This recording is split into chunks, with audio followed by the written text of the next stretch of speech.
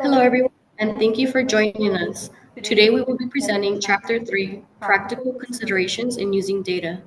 My name is Aranza Plantillas, and with me here is Roberto Florido. Together, we will guide you through the key points, insights from this chapter.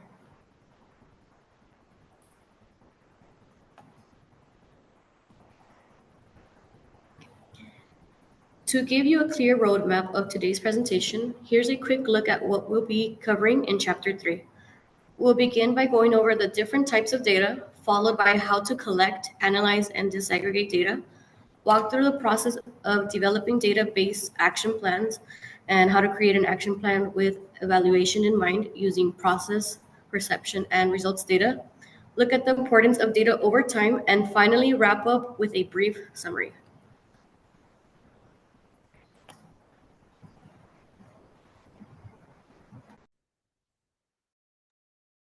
Okay, so introduction.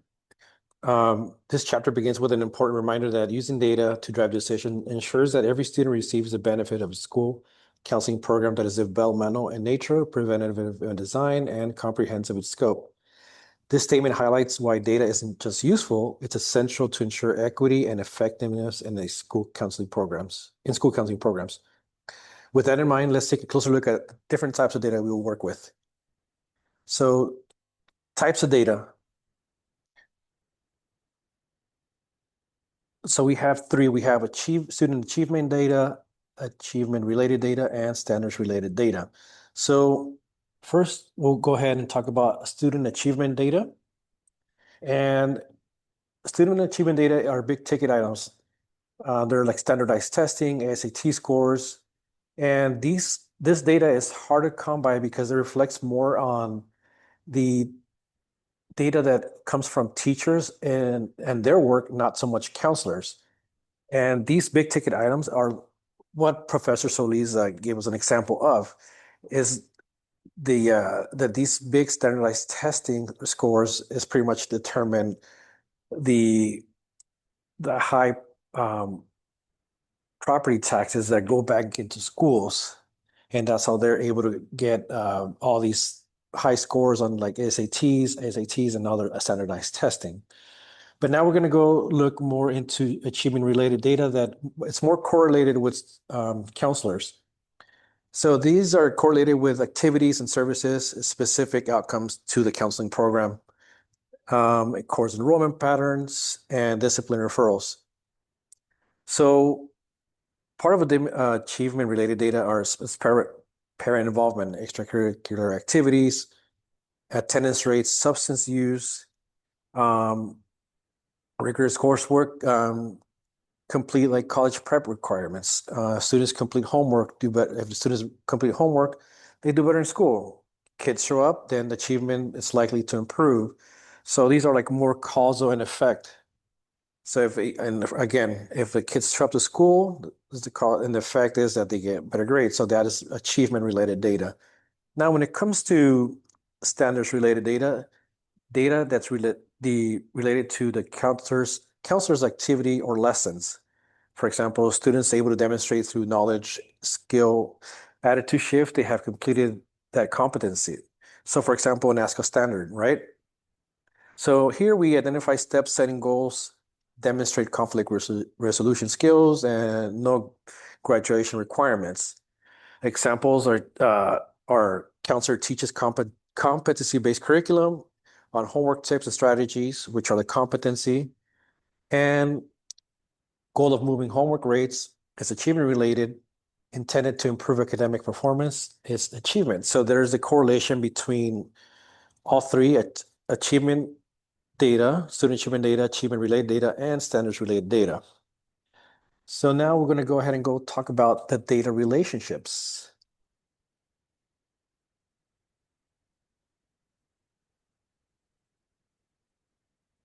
Okay, I'm sorry. So data relationships is on the diagram we saw previously. It just talks about left to right, how we see achievement related data moving forward to the right and ends up with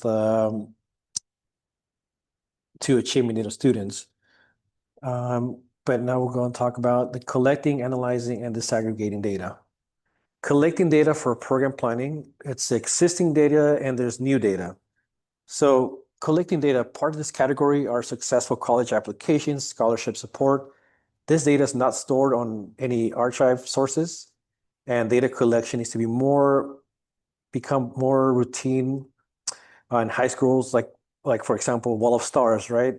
So for every student that gets accepted to a college university, you could have this wall where you can put stars, and that creates data out of every student who has been accepted to a college. So that's one way to collect that sort of data of when it comes to students and getting accepted into colleges. Students report their acceptance to the program secretary who compiles data for analysis. So analyzing data, making appropriate comparisons, conversions of raw data, percentages, ratios, and or probabilities. So this is a basic approach to this analysis, is to make appropriate comparisons. The conversion of raw data, percentages, ratios, and probabilities is probably the most common way to achieve comparability. For example, 100 students from X high school graduate at 100%, and 90 students from Y high school also graduate from 100%. But the difference here is that even though we have 10 students less from one high school, we still have the same number of graduating percentage students, right? The only difference is one school has 100, the other one has 90. So for that, we need to do like percentages and ratios. Another example is percentages, which is 50% of students from this school will go to a four-year college, or probability, 5 out of 10 will go to UC. And for example, students have 50% chance of getting into a UC if they attend X high school. It's another way to do percentages. Best case scenario in this same is doing data on the same district or the state with similar demographics and achievement tests. So you kind of want to test schools in the district or the state with pretty much the same demographics, so you can get a clearer picture of when you're doing a comparable data. So it's also very intuitive to make comparisons of same school during two different time periods to understand if data is improving, remaining the same, or getting worse. So yeah, you want to collect data in different periods of time so that you see if a program is working or not, or if it needs to be added onto it. So this will focus on what is working and be able to locate resources to reverse causes of decline of improvement. Now, disaggregation of data. Now, this is very important because here you can compare and contrast data from different groups of students within the school. It helps review inequities in schools, and data can be disaggregated in the following groupings. It can be race, gender, socioeconomic status, language, grade level, English language learner. And this way, it allows data-based decision-making to focus where resources are most needed. For example, school graduation rate is 91%, but when it's disaggregated, females are graduating 97% versus males graduating 85%. So here we see that male Hispanics fall short on the graduation rates. And we can see where one group's succeeding and another one needs an intervention or support. For example, 92% attendance rate overall, but 98% of attendance rate applies for students in the sixth grade, while only 85% applies for eighth graders. So there's another clear example that we have a 92% attendance rate, but when the data is disaggregated, it's 98% attendance rate for sixth graders and only 85% for eighth graders. Rather than develop a school-wide activity, you can focus only on the eighth graders because it looks like here that's the group that needs the intervention. And you can also further disaggregate the data by gender, ethnicity, other factors. This way it ensures attention is given to those in need.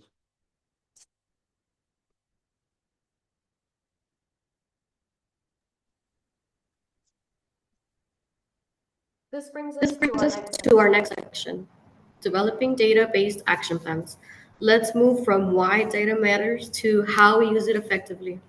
The Ask a National model provides the structure we need to outline 4 key components of a comprehensive school program: guidance, curriculum, individual student planning, responsive services, and system support. To make a real impact, we must be strategic and intentional in our approach to help ensure that our services are impactful, equitable, and aligned with student needs. So, how do we decide which competencies to address first? As shown on figure 3.2, when we design action plans, we make a professional judgment supported by 3 types of information. Number 1, national standards. What is the comprehensive set of competencies? Number 2, school DBDM team analysis. Which competencies are needed most to move achievement related or achievement data? And number 3, needs assessment. Which competencies do stakeholders consider more important? So this structure ensures that it is intentional and measurable. There are 2 main types of action plans outlined in the ASCA model. 1, guidance curriculum action plans, and 2, closing the gap action plans. Both types are essential to create a balanced and responsive school counseling program. Guidance curriculum action plans are designed for all students, focusing on core competencies like academic readiness, career exploration, and social emotional development.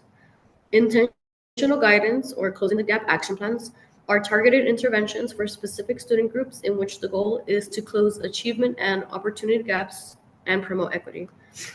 Then we have needs assessment data, which is very important.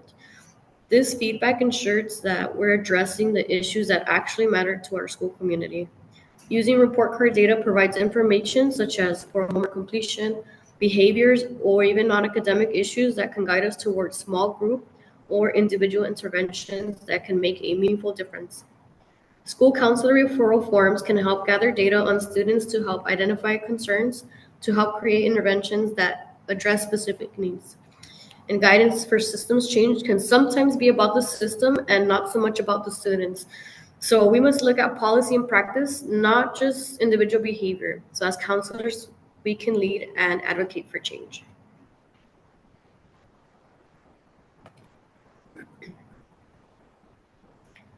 Now that we have covered how to develop strong database action plans, one of the most important considerations is how we'll evaluate their effectiveness to know if they're actually making a difference. The Ask a National model recommends using 3 specific types of data to measure impact: process data, perception data, and results data. Process data tells us what we did and who we reached. Perception data tells us what the students gained from the experience and if there were any improvements in their attitudes, skills, or knowledge. Results data shows whether students' behavior actually changed after interventions, such as fewer suspensions or if they got higher GPAs. There are 2 types of results data. So for number 1, the first type of data is achievement-related data, which incorporates information such as attendance, behavior referrals, or homework completion. These aren't grades, but they affect student achievement. 2, the second type of data is achievement data that are academic indicators such as GPA, test scores, and graduation rates. Next, we have putting together attitude, skills, and knowledge. Here in figure 3.3, it shows the ASK diagram. Let's break it down. Attitudes reflect students' feelings or beliefs, which can look like students believing that college is important after improving their GPA. Skills demonstrate students' abilities. Knowledge shows the student's understanding of key concepts. When we measure all 3, we are better able to support positive, lasting behavior change. While we may not cause these outcomes directly, strong counseling programs are designed to contribute to them. So why does this matter? It matters because stakeholders want evidence that our programs work while being equitable and effective.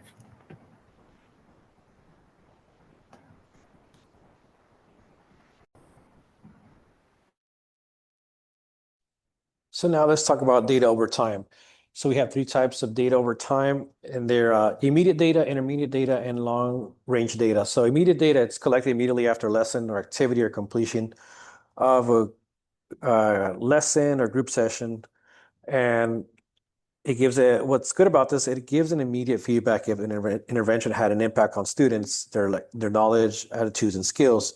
For example, if you do a lesson on suicide prevention, you give a pre-test, you give the lesson, and at the very end you give a post-test. And the students will identify what they learned and what they haven't. So this is an example of immediate data. You'll get the results right away. Intermediate data that can be collected after a quarter, trimester, or semester.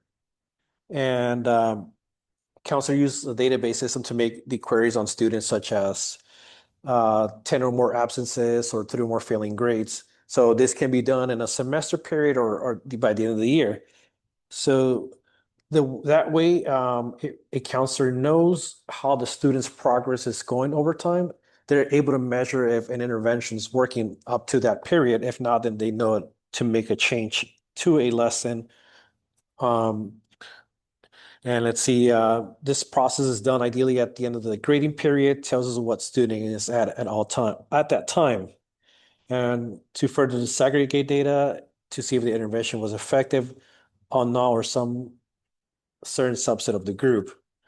So now long range data is important because you start to see patterns, trends, and discrepancies in data by taking a look at it over time. Long-term data or year-to-year data, as it also is called, is data that is collected by the school district that might be available to counselors to disaggregate data in form of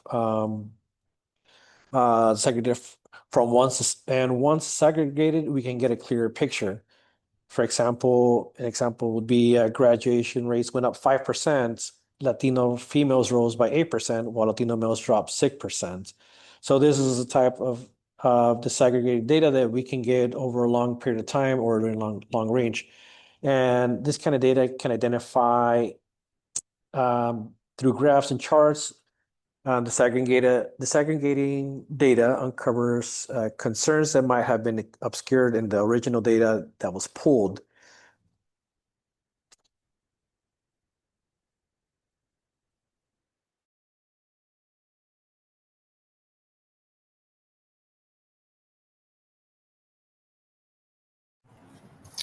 In summary, effective school counseling programs rely on both national standards and local data.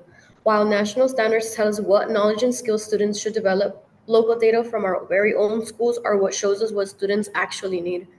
Disaggregated data helps school counselors ensure that all students receive equitable, targeted support by identifying which groups need more intentional support.